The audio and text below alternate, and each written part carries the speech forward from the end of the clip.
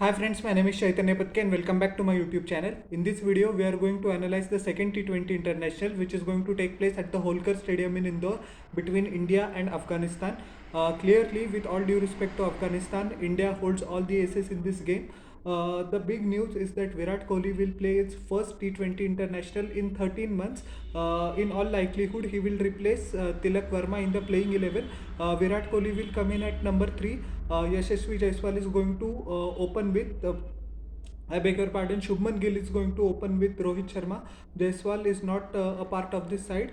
As you know that he was to play the first T20 international but he missed out due to fever. But now Virat Kohli is back, so we will revert to the playing 11 which was employed in the 2022 T20 World Cup and beyond. It will be interesting to see how Virat Kohli copes up. As far as Afghanistan concerned, they need to improve their batting, especially in the power play. In the first game, we saw Afghanistan scored less than 40 runs in the first 6 overs, which is nowhere near good enough to challenge a quality side like India. They would also like to work on their bowling. They were either too short or too full in the first T20 international. They couldn't find the right lane to hits, and Indian batsmen made merry, especially Shivam Dube. They need to bowl in the right channels. Use of the variations is going to be very essential because we know traditionally the Holkar Stadium in Indore is very short. Rohit Sharma achieves a personal milestone in this game as well. He becomes the first international cricketer to play 150 T20 internationals. It will be interesting to see how he bats in this game. Unfortunately, he was run out in the previous game due to the stupid mistake by Shubman Gill, but it happens. As the Indian fans would remember, in December 2017, he hit 100 in just 33 or 35 balls against Sri Lanka. That was a brilliant display of hitting, and expect a high scoring game.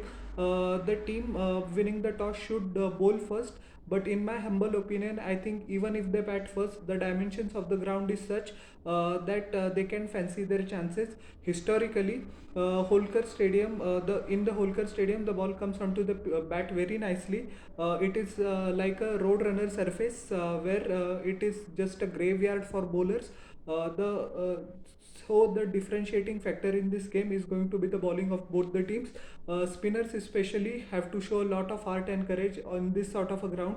The dimensions are very low for the batsman to clear the boundary. It is actually 59 or 58 side towards third man, and in the leg side as well it is less than 65 meters for the right hander. So it is going to be a tough test for the bowlers, but I think India should fancy their chances in this game as well.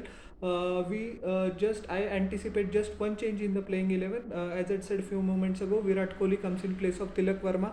I don't see the Indian team management tinkering the playing 11 too much. With all due respect to Afghanistan, India are the favorites in this game, and if we win this game, in the next game, the Rahul Dravid and Paras Mamre, the team management will try to bring in some changes or give opportunity to the fringe player. But in this game, I don't fancy any changes.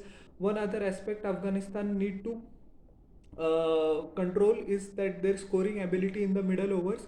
As you know, from over number 17 to over number 7, I beg your pardon, to over number 15, Afghanistan has been historically very poor, despite the fact that Ibrahim Zadran and Rehmanullah Gurbaz have been giving tremendous starts to them in the first power play, and Najibullah Zadran and Mohammad Nabi finish off the last 5 overs. In the middle over, there is a tendency that Afghan batsmen don't show lots of intent, or they lose a flurry of wickets trying to play some non-necessary shots. So that instinct also they have to curb. They have to find the right balance between curbing their aggression and maintaining the scoreboard.